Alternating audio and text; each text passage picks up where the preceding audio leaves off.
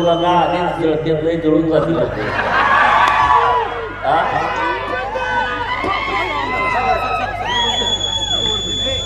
श्री प्रभू रामचंद्रांच्या पवित्र भूमीमध्ये काल संध्याकाळी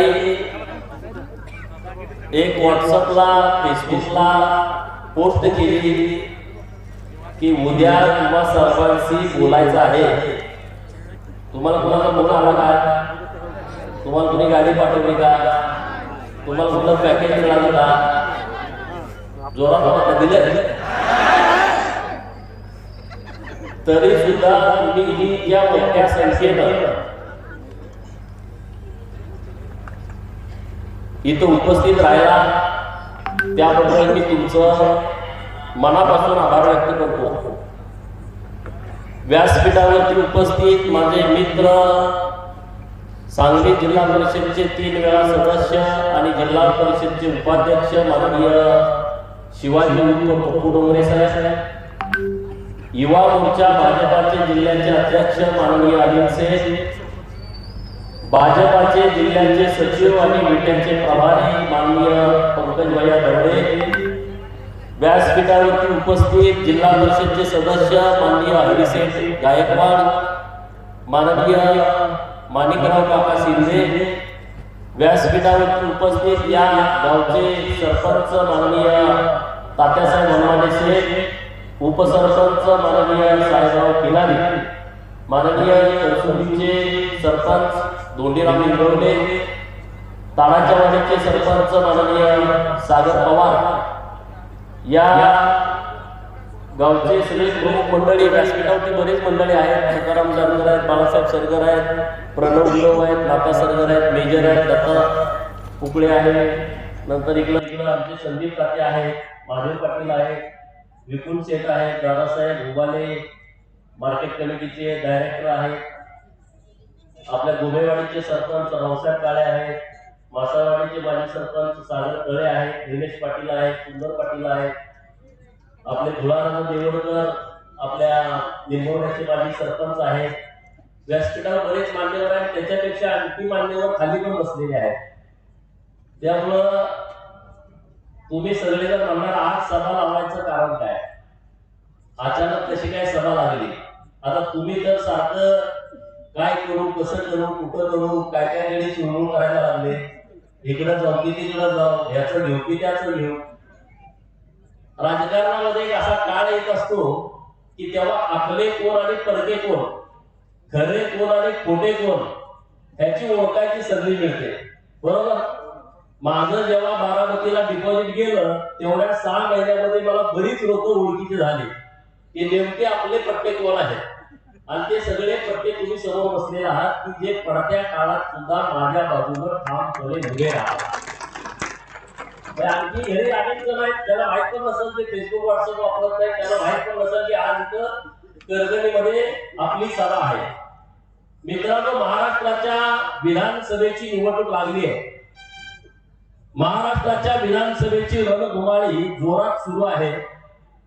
मला भारतीय जनता पार्टीनं माननीय देवेंद्र फडणवीस साहेबांनी जत विधानसभा मतदारसंघाची उमेदवारी दिलेली आहे आणि गेले आता काही महिने मी सातत्यानं तिकडं माझा दौरा असतो आणि इकडं पण मध्ये आले आपल्या सगळ्यांच्या गाठीभेटी होत राहतात. या तालुक्यातल्या लोकांनी माझ्यासारख्या कार्यकर्त्यावरती अपार प्रेम केलं. माझ्याकडे काही नसताना तुम्ही माझ्या सोबत उभा राहिला. माझ्या सुरुवातीचा काळ तुम्ही सगळ्यांनी बघितलाय की प्रत्येक निवडणूक लोकवर्गणीवरती झाली. 2009 ची विधानसभा, 2012 ची जिल्हा परिषद, 2014 ची विधानसभा, या सगळ्या निवडणुकांमध्ये 2019च्या लोकसभेच्या निवडणुकीमध्ये तुम्ही खूप सगळ्यांनी सहकार्य केलं. आपल्या तालुक्यातली गावच्या गावं ज्यांनी वन साइड मतदान केलं, काही अपेक्षा नाही, कुठलं पद नव्हतं, पुढं कुठलं पद मिळेल याची काही शाश्वती नव्हती. म्हणजे एखाद्या अमावस्याची काळी कुट्ट रात्र असते की ज्या रात्री अंधारात 2 फुटावरच सुद्धा दिसत नाही, असा काळाकुट्ट राजकीय भविष्य समोर असताना सुद्धा ठाम विश्वास तुम्ही माझ्यासारख्या कार्यकर्त्यावरती ठेवला, म्हणून आज गोपीचंद पडळकर महाराष्ट्राच्या विधान परिषदेमध्ये काम करू शकला। याचं सगळं श्रेय माझ्या आटपाडी तालुक्यातल्या तमाम जनतेला जातं की आमच्याकडे कुठली यंत्रणा नसताना, यंत्रणा शब्द लय भारी आहे, आता तर तुमचं चालू असेल, यंत्रणा अजून पोचली नाही, आता आपल्या गटाचा काही विषय नाही, कुणाचे पोचायचा विषय नाही, परंतु भारी शब्द आहे, यंत्रणा अजून गावात आलेला आहे आणि यंत्रणा कुठं कापड्या निघायची पाणी येते। आणि म्हणून खानापूर विधानसभा मतदारसंघामध्ये सोशल मीडियामध्ये सातत्यानं काही ना काही चालू आहे आणि मग म्हणलं आपण तुमच्याशी थेट बोललं पाहिजे। आज तारीख आहे 12 आणि आता सगळं रणांगण जवळ आलंय आणि तुम्ही सगळे असं काय करायचं काय नाही, घरी काय येतात, चापसतायत, गोपीचंद येत नाही, मला तुम्हाला काय अडचण आहे, बरोबर ना? तुम्हाला बऱ्याच जणांना फोन आले असते। ब्रह्मानंद पडळकर गेले वर्षभर या तालुक्यामध्ये आणि या मतदारसंघामध्ये सातत्यानं तुमच्या संपर्कात होते की नाही? तुमच्या गावामध्ये तुमच्या कामामध्ये ते सातत्यानं संपर्कात होते आणि विधानसभेचा उमेदवारी अर्जही आपण दाखल केला, बरोबर? मोठ्या संख्येनं तुम्ही मोठ्या ताकदीनं उमेदवारीचा अर्ज दाखल करायला आला। काही सर्वे होतात, सातत्यानं निवडणुका लागलेल्या वेगवेगळ्या पक्षाचे, स्वतः उमेदवारांचे, तर बऱ्यापैकी सर्वे मध्ये 1 नंबरला नाही पण 2 नंबरला ब्रह्मानंद पडळकरांचं नाव येत होतं। तरी लोकांमध्ये चर्चा अशी होती की अरे गोपीचंदला तिकीट मिळाल्यावरती ते उभा राहणार नाही, मग ते 5-10% सर्वे उमेदवारी राहिल्याच्या नंतर निश्चितपणे तो वाढला असता। अशा द्विधा स्थितीमध्ये अनेक प्रकार होते आणि मग आता आपल्या तालुक्यातून राजेंद्र देशमुखांनी पण अर्ज भरला। राजेंद्र देशमुखांनी अर्ज भरला आणि मग आता आम्हाला सातत्यानं फोन यायला लागले, आटपाडी तालुक्याची अस्मिता आहे तर राजेंद्र अण्णांच्या सोबत राहिलं पाहिजे, असे बरेच लोकांचे फोन येतात। डायरेक्ट मला येत नाही पण वाया लोक माझ्याकडे येतात की आपल्या तालुक्याची अस्मिता आहे आणि त्यामुळे तुम्ही राजेंद्र देशमुखांना पाठिंबा दिला पाहिजे। असे काही लोकांचे मला फोन आले, काही लोकांचे मेसेज आले, काही लोक भेटायला आले। राजेंद्र देशमुखांच्या कार्यकर्त्यांच्या कडून पण काही सोशल साईट वरती गोपीचंद पडळकरांचं आमचं बोलणं झालेलं आहे आणि त्यांचा आम्हाला पाठिंबा आहे असंही पोस्ट व्हायरल होत आहे।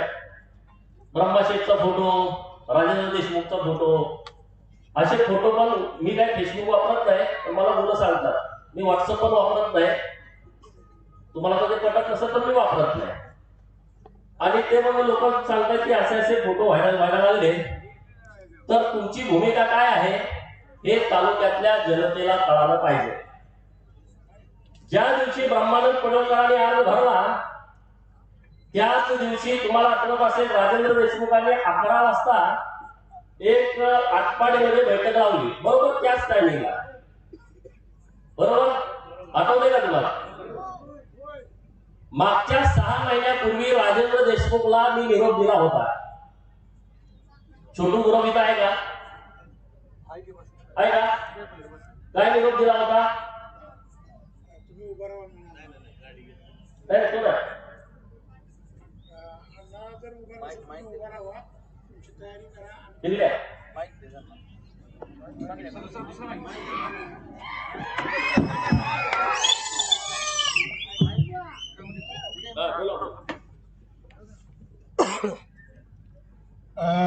आमदार साहेबांनी मला बोलवून सांगितलं की तुम्ही भारतीय जनता पार्टीचे कार्यकर्ते कायम अण्णांच्या सोबत असताय, तुम्हाला सांगतो की तुम्ही अण्णांना डायरेक्ट बोला की खानापूर आटपाडी विधानसभा मतदारसंघातून तुम्ही उमेदवारी करा, जो काय खर्च लागेल तो खर्च मी स्वतः घालतो आणि तुम्ही उमेदवारी करा, आम्ही दोघं बंधू आणि आमचे सर्व कार्यकर्ते भारतीय जनता पार्टीचे तुमच्या पाठीशी राहतील, असा साहेबांनी मला पहिला निरोप दिला 23 मार्चला, दुसरा निरोप दिला त्यानंतर एक 15 दिवसानं, पण तो निरोप दोघांसाठी पण दिला होता आमदार सदाशिव माजी आमदार सदाशिव पाटलांना पण सांगायला सांगितलं होतं.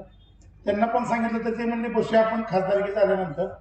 अण्णांना पण बोललो, अण्णा पण म्हणले की आपण तर ही निवडणूक उद्या बसूया. त्यानंतर काय 2-3 वेळा साहेबांनी निरोप दिला, 3 वेळा मी साहेबांचा निरोप दिला. त्यांना दिला ना?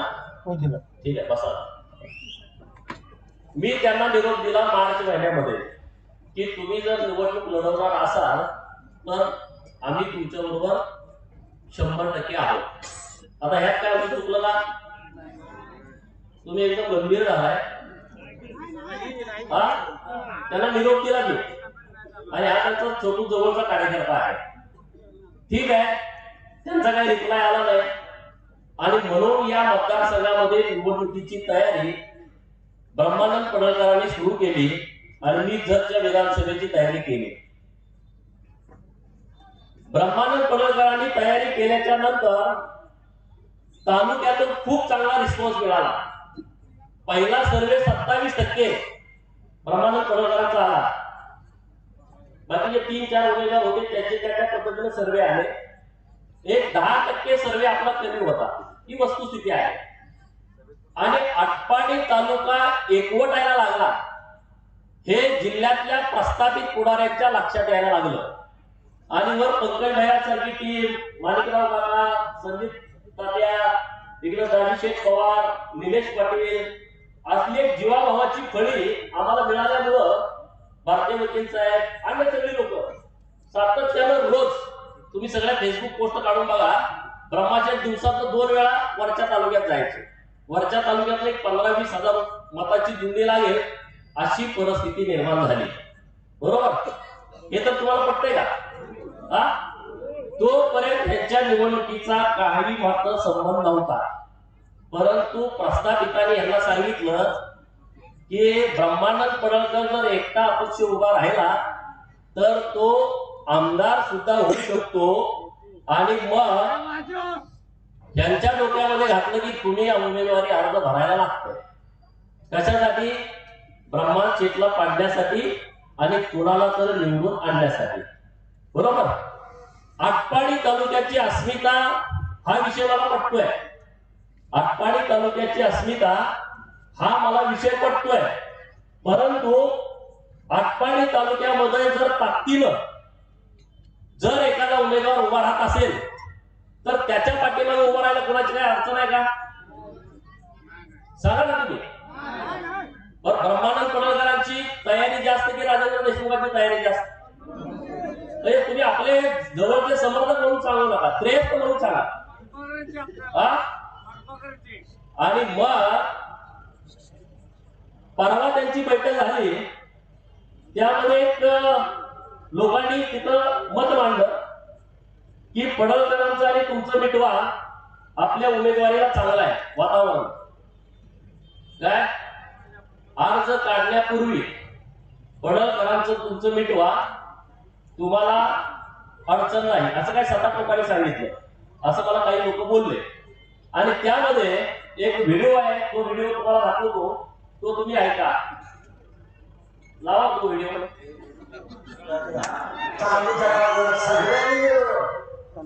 उद्या जाऊन कोणतरी अर्ज भरलं आणि माझा प्रचार कर, तसा करतोय मी प्रचार. हे जवळ काय म्हणतंय ऐकलं का तुम्ही?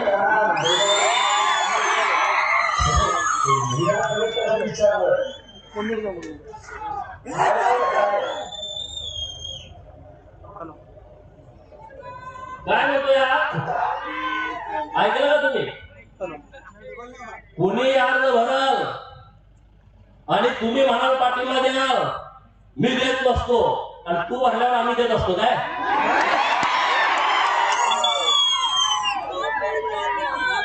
लाजा वाटत आहे का रे तुम्हाला? कुणाची तरी सुपारी घेऊन तुम्ही कुणाला तरी निवडून आणण्यासाठी विधानसभेची उमेदवारी ऍडव्हान्स घेऊन भरता आणि तालुक्याची अस्मिता म्हणून लोकांना सांगता. माझा भाऊ जेव्हा उभा राहायचा तेव्हा तुम्ही हे व्हिडिओ करता, तुझा भाऊ उभा राहिला तर माझ्या निरोप देता. आणि शेकडो कोरोना चाललंय, माझ्याकडे काल भेटायला आले आणि म्हणते मला पाठिंबा द्या. अरे आम्ही राजकारण करतो आम्ही काय चितोबत खेळतो का? त्यामध्ये एक शब्द वापरला, काय वापरला? विधानसभेमध्ये स्तुतगिरीचा विषय घेतला. ऐकलं ना तुम्ही? होय, मी विधानसभेमध्ये स्तुतगिरीचा विषय घेतला होता आणि अमर देशमुख, मी गलगलीतून सांगतोय, ही सगळी कागदपत्र मी काढली होती, पण उगाच तुझ्या बुडाला जाळ लागायला नको म्हणून मी शांत होतो. आता कोण जरी वाचवायला आला, तुझा विकलेला प्लॉट हा परत स्तुतगिरीला घेतल्याशिवाय आम्ही राहणार नाही.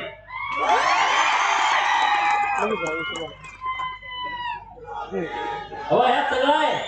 कसे कसे फ्रॉड केले, काय काय केले, तुम्हाला विधान भवनात विचारलं आणि विधान भवनात सांगितलं, त्यामध्ये काय नाही. त्यामध्ये सगळं आहे. किती एकर जमीन विकली, कशी परत दिली, काय केलं. राजकारण तुम्हालाच करते का रे? सुभाऱ्या घेऊन तुम्ही आणि परत तालुक्याच्या असतील ना. पहिला यांना पाठिंबा द्यायला पैसा मिळत होता, आता यांना उभा राहायला पैसा मिळायला लागला. पहिले पाठिंबा द्यायचे पैसे घेऊन, आता उभा राहायला ऍडव्हान्स मिळालं. त्या सभेत म्हणला की 2 कुत्री घेऊन तुम्ही राष्ट्रवादीत प्रवेश केला. काय ऐकलं ना तुम्ही? 2 कुत्री घेऊन तुम्ही राष्ट्रवादीत प्रवेश केला. अरे 4 कुत्री घेऊन अर्ज भरला, त्याच्यावर तुम्ही काहीच बोलला नाही. म्हणजे मी 2 दिवसाला अभ्यास करून चालतो, पाठिंबा तुम्हाला द्यायचा. सकाळ भाऊ उभा आहे आणि 2 दिवसाला काय डील करायला एवढा वेळ लागतो का? त्यामुळं आपला पाठिंबा राजेंद्र देशमुखाला नाही. राजेंद्र देशमुखाचा आणि आपलं आटपाडी तालुक्यात जुळणार नाही. आणि मी या वेळेचीच वाट बघत होतो. ही जवळ घेण्याच्या लायकीची माणसं नाही. या वेळेचीच मी वाट बघत होतो. करगणीची निवडणूक झाली मागच्या 6 महिन्यापूर्वी. काय झालं इथं प्रसंग? करगणीची निवडणूक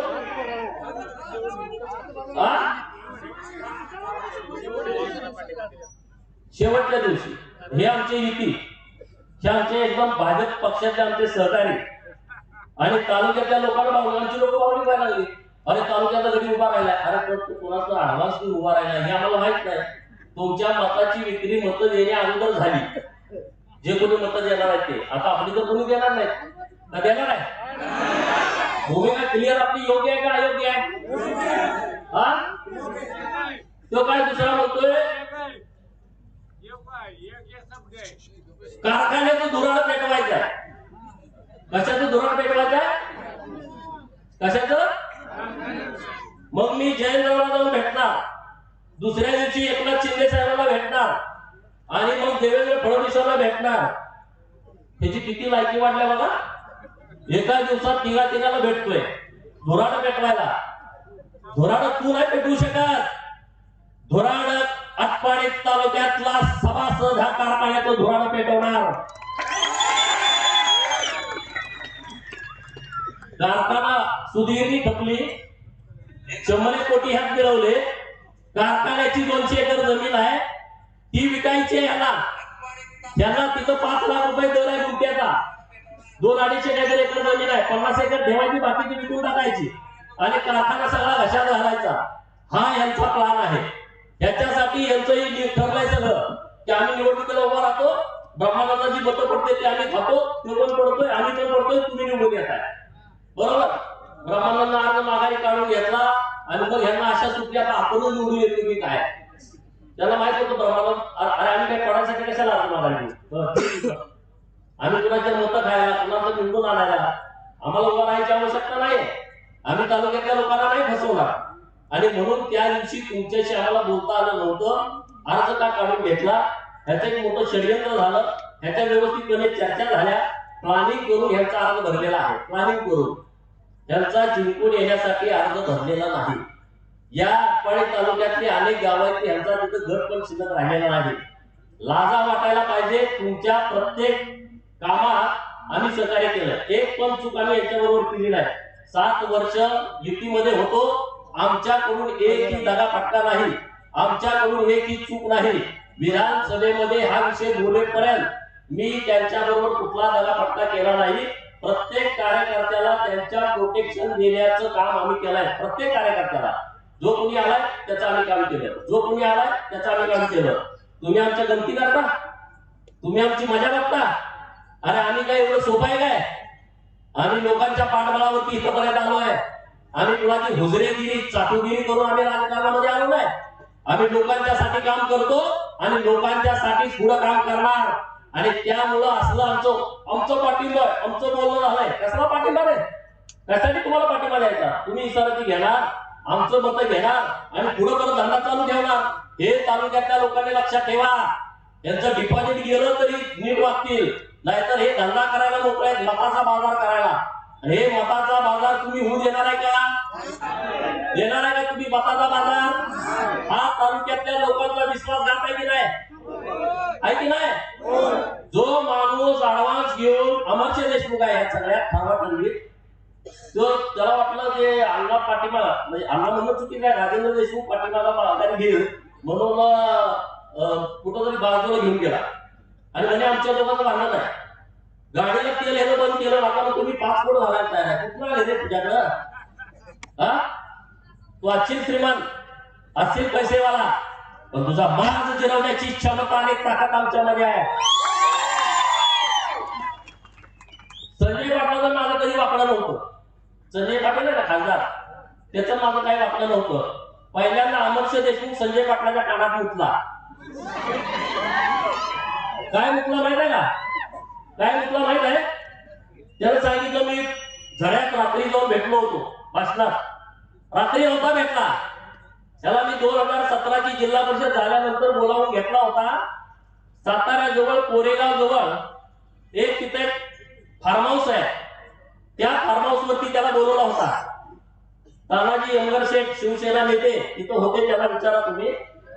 तिथं त्यांना बोलावलं होतं आणि त्याला मी काय सांगितलं, बघा आता आपला विचार कसा आहे. मी त्याला सांगितलं की तू 2019 ची विधानसभा खानापूर मधून लढव, मी जतला जातो. कोणाला? अमरशे देशमुखला सांगितलं. काय सांगितलं? तू खानापूरची निवडणूक लढव, मी जतला जातो. आता ह्यात काय माझं चुकलं का? काय चुकलं का यामध्ये? मी इथं मतदारसंघाची 2 वेळा निवडणूक लढलेली असताना मी सांगितलं त्याला की तू इथं लढव, तुझ्याकडे लोक आहे काय काय आहे ते आम्ही पाठिंबा देतो, तू निवडून येईल, आमच्या तालुक्याचा आमदार होईल, मी जतला जातो. हे कधी म्हणलं? 19ला. तो गेला संजय पाटलाकडे. त्याला काय सांगितलं? त्याला असं सांगितलं गोपीचंद पडळकरला दाबून ठेव, त्याला मागच्या वाकड्यात बसू दे, नाहीतर पुढच्या वाकड्यात कधी येऊन बसलाय तुला कळणार नाही. त्यामुळे तिने व्हायरल झालं, त्याचं नुकसान करून घेतलं, त्याची माती करून घेतली. ही असली घालेली अवलाद आहे. संजय पाटलाचं माझं कधीच काय नव्हतं. पहिल्यांदा आग लावायचं काम ह्या जागेवाल्यांनी केलं. प्रचंड जातीवादी ही अवलाद आहे, परंतु 7 वर्ष आम्ही भोगली. आता तू मला भाऊ, तुझ्या पाठीमागे कुठली पण शक्ती असले महाराष्ट्रातली, कोणी पण असू दे, या देशमुखांना आता काय असते राजकारण, कशा पद्धतीनं सुपाऱ्या घेऊन करायचं आणि आटपाडीचा आमदार होणारा हे सुपारी बाजाराला कशा पद्धतीनं थांबवलं, आता गाठ आमच्याशी आहे. हे कारखान्याचं धुराड सभासद पेटवणार, हा कारखाना विकू देत नाही. आता हायकोर्टामध्ये जाणार, सगळ्या यंत्रणा होतो, तुम्ही चिंता करू नका. तो सभासदांचा कारखाना आहे आणि त्यामध्ये माझ्या समाजाच्या जमिनी आहेत. तुम्ही आता विकता काय रे? तिथं मेंढ्या चरायला गेल्यानंतर मध्ये एखादा कारखाना होता ना, त्या कोकणाच्या मेंढ्या चरायला आल्या तिथं मागच्या 4 महिन्यापूर्वी. त्या कारखान्याच्या रानामध्ये 2 बकरी घेतली आणि कापून खाल्ली त्या हरामखोराने. किती? 2 बकरी घेतली कारखान्याच्या मोकळ्या जागेमध्ये. कारखान्याची जमीन कोणाची? उजारवाडीच्या आमच्या लोकांची जमीन. आणि तो माझ्या बापाचं स्वप्न होतं. अरे आमच्या बापाच्या जमिनी गेल्या, त्याचं तुला काय पडलं नाही? बनपुरीच्या लोकांनी सुतगिरणीला जमिनी दिल्या, काय मिळालं त्यांना? 19 सभासदांच्या त्या सुतगिरणीची जमीन आहे, फुकट तुम्हाला दिली आणि तुम्ही 10 लाख रुपये प्लॉट विकली. आणि म्हणे आम्ही काय केलं, आमचं काय चुकलं तालुक्यासाठी? सरकारच्या ह्याच्या एवढा आहे असा टाकून बोलतोय ना की जणू काय तालुक्यात समाज कारण करतोय. हा, मागच्या महिन्यामध्ये एक शिक्षक माझ्याकडे आला होता. मागच्या महिन्यामध्ये एक शिक्षक माझ्याकडे आला होता. माझ्या खरं तर डोळ्यामध्ये पाणी आलं. गेस्ट हाऊसला आला होता. मी ज्या खुर्चीत बसतो त्याच्या उजव्या बाजूला बसला आणि त्यानं मला सगळी स्टोरी सांगितली की आमच्या पगारावरती कर्ज काढली, आमच्या मोबाईलवरती SMS येतो आणि एका सेकंदात पैसे विड्रॉल होऊन जातात. तिथपर्यंत मला काय वाटलं नाही. आमची बायको कामाला जाते, आमच्या मुलांच्या शिक्षणाची वाट लागली, मुलींच्या लग्नाला पैसे मिळाले नाहीत, मुलांच्या शिक्षणाची वाट लागली आणि तो शिक्षक माझ्यासमोर उभा राहिला. काय तो शिक्षक माझ्यासमोर उभा राहिला इकडे. त्याने मला असं दाखवलंय बघा त्या शिक्षकानं. तर शर्ट त्यांचं असं होतं, अल्टर केलेलं शर्ट त्या शिक्षकाचं अल्टर केलं होतं. बटन बसत नव्हती, ते खालीवर झाली होती. याच्यापेक्षा तो शिक्षक म्हणाला की शर्ट मी अल्टर करून घातलंय पण माझी अंडरवेअर पूर्णपणे फाटलेली आहे. शिक्षकाचं त्या म्हणत होतं, जो प्राध्यापक ज्याला 1 लाख रुपये पगार आहे आणि अमर्ष देशमुख तुझ्याकडे पैसे आहेत तर भोसडीच्या उद्याच्या उद्या त्या लोकांचे पैसे भरणार नाही. तुला पैशाचा माज आहे, तुला पैशाची मस्ती आहे तर त्या शिक्षकांचे पगार भरणा, त्यांच्या मुलींची लग्न व्हायची बाकी आहे, शेतकऱ्याच्या उतारावरचं कर्ज भरणा. या तालुक्यातले किती शेतकरी आहेत तुला आता बघायचंच आहे ना, बघून घे. तुला गंमत करायची आहे ना आमच्या बरोबर, आता तू गंमत आमची बघून घे. आता आम्ही शांत होतो, जाऊ दे म्हणलं कुठं या वापड्यात पडा, पण बोकडाची अवलाद आहे, पण माजलेला बोकड बिरोबाला कापावाच लागतो आणि तो कापणारा कापावा लागतो. अरे आपला गैरफायदा एवढा कस काय भडकलाय? अरे आपल्या शांत राहण्यानं याचा गैरफायदा घेतला असता म्हणून आजची सभा लावावी लागली. लावली ती योग्य आहे का अयोग्य आहे? लावली ती योग्य आहे का अयोग्य आहे? हा मुंबईत बसून ठरवतोय कुणाला पाडायचं कुणाची मतं खायची. काम सांगतो तुला. मुंबईत बसून ठरवतोय, पुण्यात बसून ठरवतोय, जयंतराकडे जातोय, कारखाना मागतोय, मुंबईत जातोय, कारखाना मागतोय, सगळं करतो, व्यवस्थित करतो. आता मला दुसरं काय काम आहे? मला दुसरं काय काम नाही. एखाद्याच्या मागे लागलं का भूतासारखंच लागतो. पैसे भरा ना शेतकऱ्यांचे. ऊसाचे शेतकरी बिलं दिले नाहीत अजून तुम्ही. निवडणूक लढवताय, भरा ना उद्याच्या उद्या सगळ्यांचे पैसे देऊन टाका.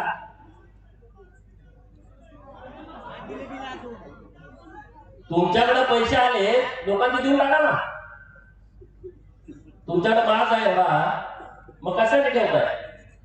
तालुक्याची अस्मिता. ब्रह्मानंद पडळकर उभा राहिला तर तालुक्याची अस्मिता नाही, पण राजेंद्र देशमुख उभा राहिला का तालुक्याची अस्मिता. वारे पट्ट्या, कुठल्या शाळेत शिकलास तू? हा ब्रह्माशेठचा अर्ज मागायला काढू तर ह्याचा फोन नाही. दोघांपैकी एखादा ठेवली आबोक्त पण काय नाही. अर्ज माघारी काढल्यानंतर वातावरण चालू झालं. पुराणा काय बाबडी असते. इकडं ब्रह्माशेठ, इकडं राजेंद्र देशमुख. चला धोरणा त्यांना वाटलं तर हा बरं झालं. आता मग तर खायासाठी उभा राहिलेल्या गाड्याला स्वप्न पडलं की डायरेक्ट विधान भवनात जातोय. त्या अमर्ष देशमुखाचं पूर्व अनिल शेट्टी आणतो. तू काही करून आता जुळवायला लागते. जुळवतो, थांब आता सगळं तुमचं व्यवस्थित जुळवतो, तुमचा व्यवस्थितपणे मार्ग काढतो. आता मजा येईल राजकारणामध्ये. 2009 पासून जी मजा येत होती ना, ती मजा आता तालुक्यातल्या लोकांना बघायला मिळेल. मी तुम्हाला शब्द असा देतोय की तुमचं प्रोटेक्शन करणं ही माझी जबाबदारी आहे. तुमचं प्रोटेक्शन करणं ही माझी जबाबदारी आहे. कोण आमदार होईल कोण नाही होईल त्याचा आपल्याला काही फरक पडत नाही. तुम्हाला माझा विश्वास आहे ना? तुमच्या केसालाही धक्का कोणाचा लागणार नाही. आणि माझ्याकडे जो माणूस आलाय त्या माणसाचं काम झाल्याशिवाय मी त्याला परत पाठवलेला नाही. कोण पण माणूस होऊ दे, कोण पण माणूस होऊ दे. मला माझे काय जवळचे मित्र म्हणतात, तुम्ही गावातल्या लोकांचं काम करताय आणि ते परत आपलं तुमचं ऐकत नाही. जाऊ दे ना, नाही तू दे, परंतु त्याचं काम होतंय ना. आपल्याकडे आल्यानंतर त्याचा मार्ग निघतोय, त्यामुळे त्याचं काम करणं ही आपली जबाबदारी आहे. कारण त्यांच्यामुळेच ही विधान परिषद मिळाली. फडणवीस साहेबांनी विधान परिषद काय दिली? तुमच्यासारखे कार्यकर्ते पण आमच्या बरोबर, महाराष्ट्रातले कार्यकर्ते आपल्या सोबत आहेत, म्हणून मला विधान परिषदेची संधी मिळाली. मी विधान परिषदेचा आमदार होऊन 4-4.5 वर्ष झाली. आता बऱ्यापैकी तालुक्यामध्ये कामं आपल्या माध्यमातून करता आली. एक विधान परिषदेचा आमदार मी जतला पण किमान 200 कोटी रुपये निधी तेवढ्या तिकडे दिला होता. डोंगरे साहेब, मी या करगणी गावामध्ये किती सभा मंडप झाले? किती झाले? 10 आणि मागे 90 पासून किती झाले? बघा, 90 सालापासून करगणी गावामध्ये 4 सभा मंडप झाले आणि 2020च्या मे महिन्यापासून आतापर्यंत 10 सभा मंडप दिले. किती? ते गरगणीचे लोक आहेत. तुम्ही तुमच्या गावात पण बघा, 90 पासूनचा हिशोब काढून बघा आणि या 4 वर्षाचा हिशोब काढून बघा, किती फरक. आता जिथं आपण बसलोय ना तिथं 50 लाख रुपये निधी दिला आम्ही बाजारपेठे करायला. सरपंच साहेब ते निवडून आल्यानंतर म्हणलं गरगणीचे एक पण काम ठेवायचं नाही, बाजारपेठे करायला पण 50 लाख रुपये दिलेले आहे. भानुगड इथून दिसतोय, भैरजी नायकांच्या स्मारकाचं काम तिथं सुरू आहे. छत्रपती शिवाजी महाराजांचा 3रा डोळा, आपल्या मतदारसंघामध्ये त्यांचं समाधी स्थळ आहे आणि त्या समाधी स्थळाकडे कुणाचंही लक्ष नव्हतं. मी आमदार झाल्याच्या नंतर देवेंद्र फडणवीस साहेबांच्या सूचनेनुसार हे भैरजी नायकांच्या स्मारकाचं काम हातामध्ये घेतलंय. आता तिथं किल्लात आहे, स्मारकाचं काम सुरू आहे. आता 3 कोटी रुपये तिथं उपलब्ध करून दिलेले आहे. असं एक ना अनेक विषय आपण लोकांचे मार्गी लावलेले आहेत आणि त्यामुळं काही लोकांना विधानसभेच्या दृष्टिकोनातून गोपीचंद पडळकरला आम्ही संपवतो, गोपीचंद पडळकर असं करतो, गोपीचंद पडळकरचं तसं करतो. अरे गोपीचंद पडळकरला घंटा तुमच्यामुळे काही फरक पडत नाही. हे लोक सगळे माझ्याबरोबर आहेत, जनता सगळी माझ्याबरोबर आहे. लोकांनी आम्हाला बघितलंय, लोकांनी आम्हाला अनुभवलंय. तुम्ही मला मी एवढं वाईट का बोलू की लोक तितक्या घाणेरड्या पद्धतीनं माझ्याशी वागले. हा काय म्हणतो, गोपीचंद पडळकरसाठी मी फेटा बांधत नाही. मी आमदार झाल्यानंतर फडणवीस शेट्टी त्यांना फोन केला की मी आमदार झालोय, तुम्ही फेटा बांधायला या. नाही आला. मला हे कधी मला आमदार करणार, तरी तुम्ही सांगा ना, माझं काय चुकलं का? मी आमदार झाल्यानंतर जी 2 मुलं माझ्यासाठी चप्पल घालत होती पायामध्ये, त्यांना चांदीच्या चपला काढून घातल्या, त्यांना एक 2 व्हीलर गाडी दिली. म्हणजे प्रेझेंट एक भावना म्हणून. हे काय करा, हे किंमत नाही. एक खरसुंडी मधला मला नाभिक समाजाचा मित्र जो गोमेवाडीचा होता, तो माझ्या कटिंगचे पैसे घ्यायचा नाही 2006 सालापासून. तो काय म्हणायचा, जोपर्यंत तुम्ही आमदार होत नाही तोपर्यंत मी केस दाढीचे पैसे घेणार नाही. कधीपासून? 2006 पासून. त्यांचं खरसुंडी स्टँडच्या समोर खोक्यामध्ये त्यांचं सलूनचं दुकान होतं आणि हा 4था माझ्यासाठी भेटा लागणार नाही. अरे बाळ बाबा, मी आमदार झालोय. नाही हे कुठं पद्धत आहे, मी फोन लावलं, अहो या म्हटलं तुम्ही. नाही अरे कधी मला आमदार करणार, कधी करणार? मग आता ब्रह्मशेठ उभा राहत होते ना, भेटा तुम्ही बांधणार नव्हता तर तुम्ही आता पाठिंबा द्यायला पाहिजे होता नव्हतं सांगा. म्हणजे तुम्ही चुकीच्या पद्धतीने लोकांच्या जाताय आणि मग काहीतरी भांगडी करण्याचा प्रयत्न करताय. आता ह्यातले काही कार्यकर्ते नाराज झाले असतील तर नाराज होऊ नका मित्रांनो. जी वस्तुस्थिती आहे ती तुमच्यासमोर मांडली. जर राजेंद्र देशमुख निवडणूक जिंकण्यासाठी लढले असते, मी पण त्यांना पाठिंबा दिला असता. एवढा नालायकपणा केलेला असताना सुद्धा मी त्यांना 100% पाठिंबा दिला असता. परंतु मतं खाण्यासाठी उभा राहिल्यामुळं आम्ही कुणी पाठिंबा देऊ शकत नाही. राजेंद्र देशमुखांचा आपला त्या दाढीवाल्याचा विशेष नाही, आपला काही मात्र संबंध नाही. त्यांची जी भांडण निर्णय करा हे पूर्ण नाटक आहे. हे पूर्ण ठरवलेलं स्क्रिप्टेड नाटक आहे. हे तुम्ही नीटपणे समजून घ्या. आम्ही त्यांना 2-3 वर्षापासून ओळखलंय. त्यांचं कशा पद्धतीनं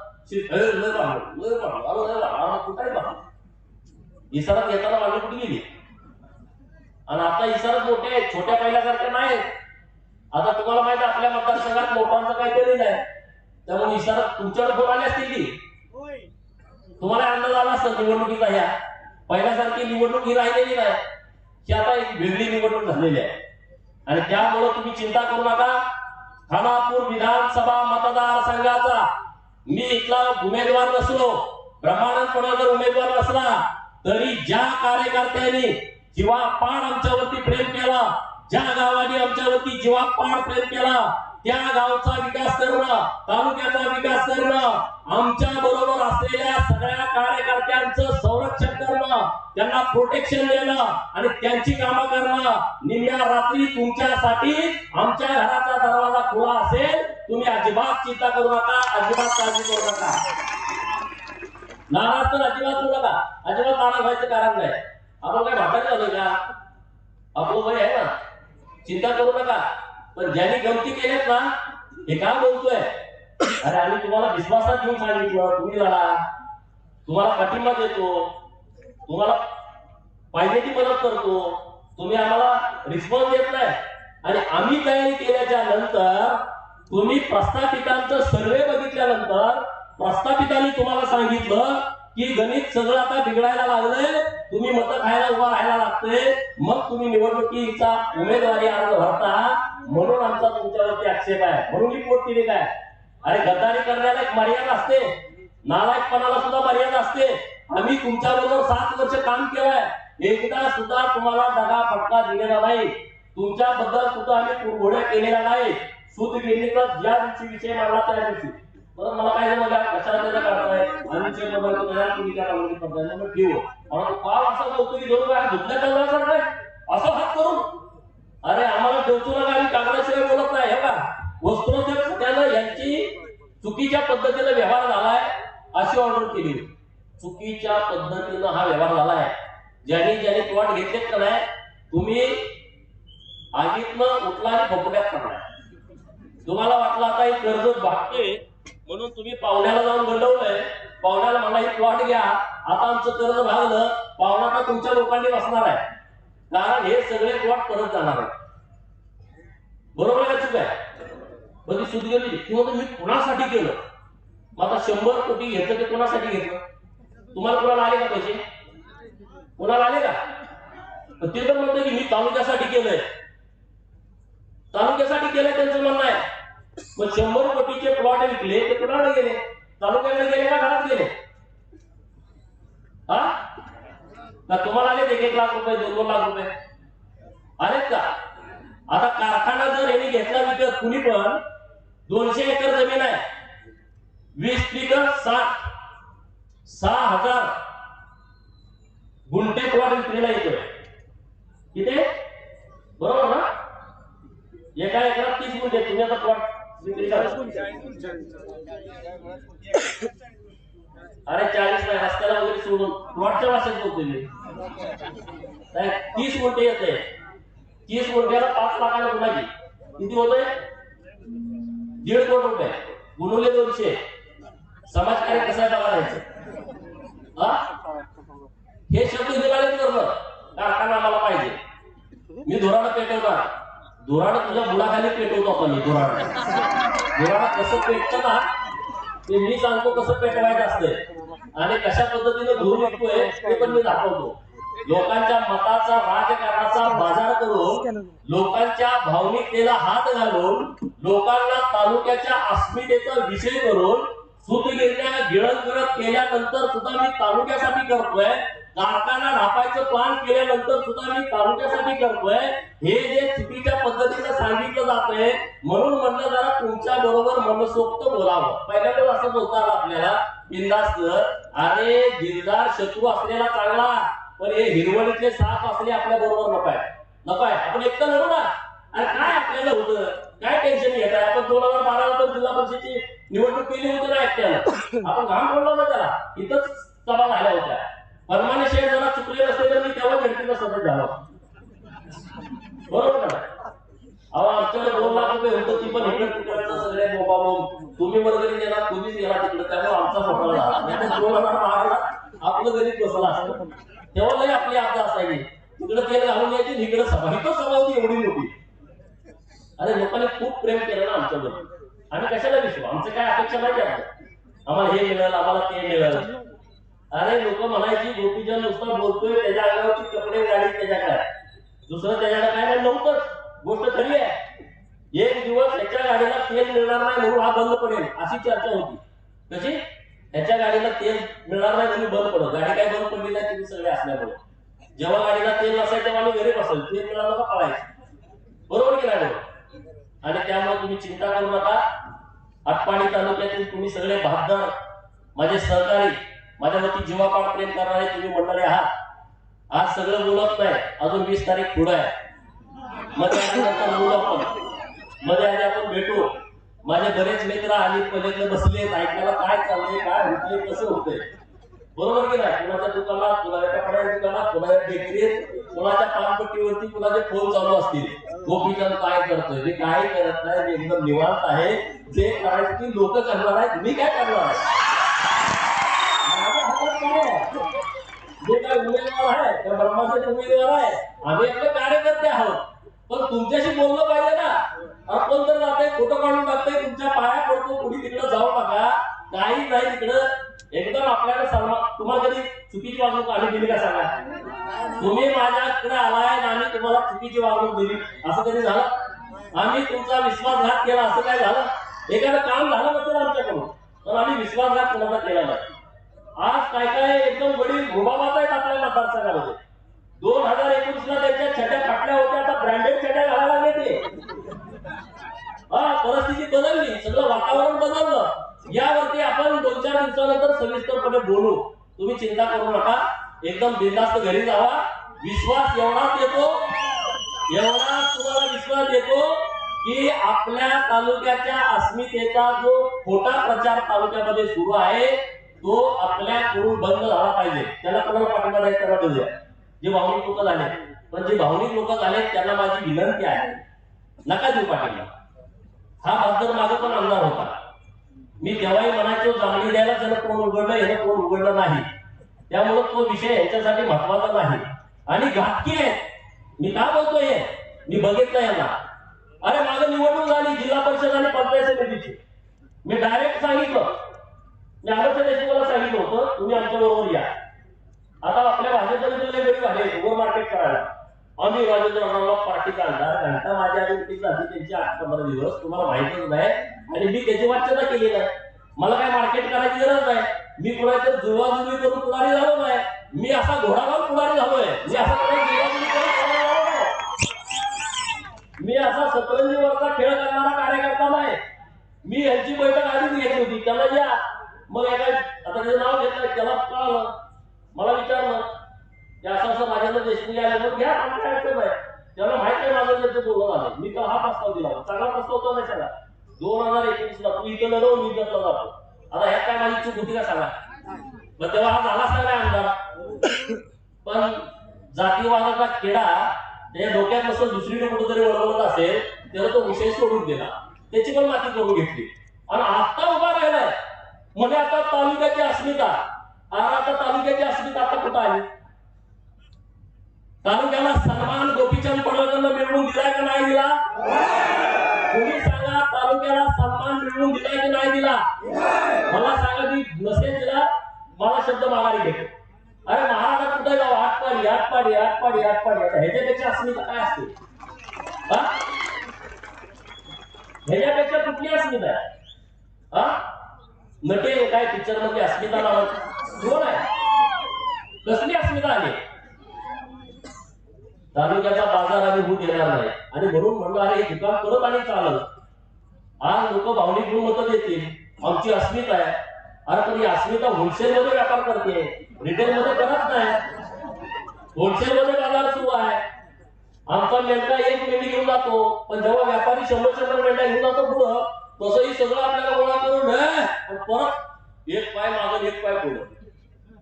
अरे ते मास्तराच्या पुढे बोलायचं, लोकांच्या पुढे असलं चालत नाही.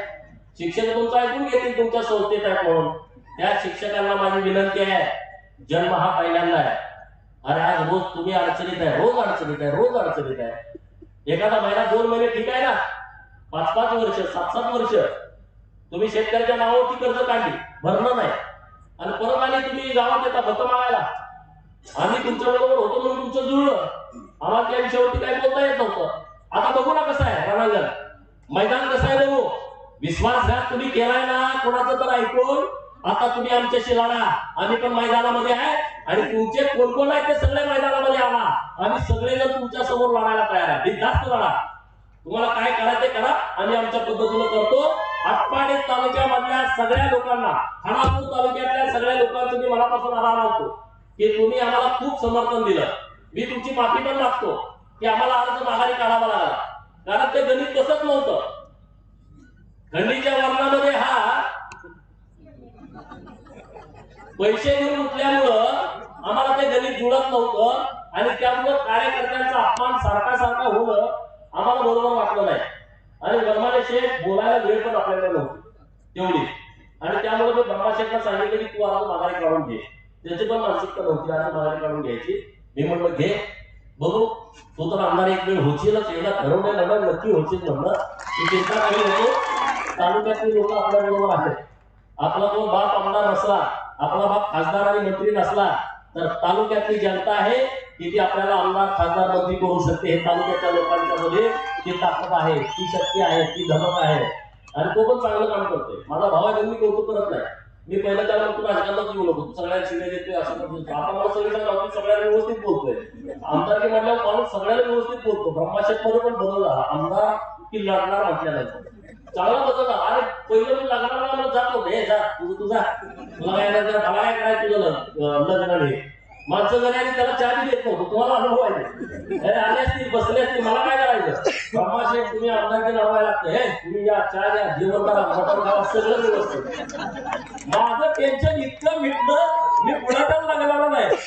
वर्षभर झालं कुणाच्या लग्नात नाही, कुणाच्या वालगाला नाही, कुणाच्याच नाही. एवढा बदल झाला, माझं पूर्ण टेन्शन मिटलं. मला ब्रह्माशेठची तक्रार करणारी लोक सगळं ब्रह्माशेठ भारी माणूस आहे. मी खाली जर बघायचं काय असा बदल झाला, तो आमदारकीत बदल झालाय. तो राजेंद्र देशमुखात मागच्या 15 दिवसात बदल झालाय कसा, तो सुद्धा असा नंदीबाईला डोलायला लागलाय. त्याला वाटायला आता आमदारच होतोय, घंटा आमदार होत असतो. आमच्या बरोबर विश्वासघात करणारा ना आम्ही तुडवत असतो. मी सांगतोय जाहीरपणे.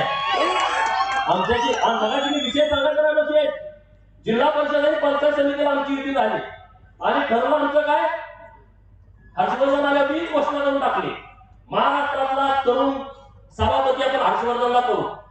बरोबर, तुम्ही त्या कार्यक्रमाला असा हर्षवर्धनला सभापती करू. सत्ता आली, हर्षवर्धनला सभापती केलं आणि परत एक महिन्यानं जिल्हा परिषदच्या सभापतीची निवडणूक होती. बरोबर, माझ्या पाठी सभापतीची निवड. मी गावाडीत बसलो, राजेंद्र देशमुखचा फोन आला. आता त्यांना सभापती पण केलं, आता जिल्हा परिषदेला कोणाला यायला पाहिजे. आणि शेतात आम्ही दोनच होतो. गाडीत बसल्यावर राजेंद्र देशमुखाचा फोन आला. शेठ, राजेंद्र देशमुख बोलतोय. हा अण्णा बोला की. हे बघा, ते समाज कल्याण खातं आपल्याला मिळतंय तर ते आपण मोहन रणदिवेला दिलं तर बरं होईल. समाजामध्ये मेसेज चांगला जाईल. ते म्हणलं ठीक आहे, तुम्ही या. बांधकाम सभापती वगैरे असतो किंवा शिक्षण सभापती असतो तर ब्रह्माशेठला आपण केलं असतो. आता हे समाज कल्याण असल्यामुळे मागासवर्गीय लोकांना दिलेलं बरं पडेल. ते म्हणजे या तुम्ही सांगितलं आपण बोलू. परत काय ते बोलणार नाही, परत काय थांबू नका. अरे आम्ही तुमच्या मुलाला सभापती करताना आम्ही ब्र शब्द काढणार आहे आणि आमच्याकडे जेव्हा आलं तेव्हा म्हणून तू काय मेसेज जाणार. किती मेसेज गेले समाजात आतापर्यंत, चांगले तुमचे कुठले कुठले मेसेज गेले ते आता मेसेज बघू ह्या सगळ्या रणांगणामध्ये. त्यामुळं तालुक्यातल्या सगळ्या लोकांनी आता कट टू कट जिल्हा परिषद आणि पंचायत समिती पुढे सगळे लढायला तयार आहे ना. तुम्हाला विश्वासात घेऊन येत करतोय. आजचंही आपलं म्हणणं योग्य आहे का अयोग्य आहे. तुम्हाला हे कळायला पाहिजे होतं का नव्हतं. हे काय षडयंत्र झालंय, ब्रह्माशेठचा अर्ज टाकायला, हे तर कळायला पाहिजे होतं का नव्हतं. त्यामुळे आता तुम्ही बिंदास घरी जावा. आणखी 2-4 दिवसानंतर आपण भेटू आणि बरोबर कार्यक्रम करू. जय हिंद, जय महाराष्ट्र.